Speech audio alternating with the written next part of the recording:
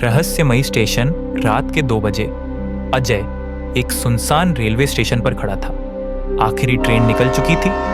ठंडी हवा के झोंके में सन्नाटा था। तभी उसे एक लड़की सफेद साड़ी में प्लेटफॉर्म के किनारे खड़ी दिखी। अजय ने पूछा, आप इतनी रात यहाँ क्या कर रही हैं? लड़की मुस्कुराई। मैं इसी ट्रेन का इंतजार कर रही हूँ जो मुझे मेरे घर ले जाएगी। अगले ही पल ट्रेन की सीटी बजी, लेकिन अजय ने हैरानी से देखा वह ट्रेन हवा में तैर रही थी।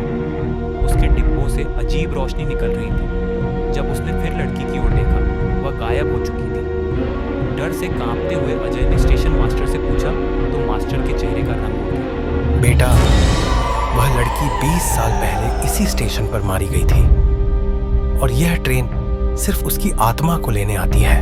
अचानक एक झटका, अजय के पीछे वही लड़की खड़ी थी।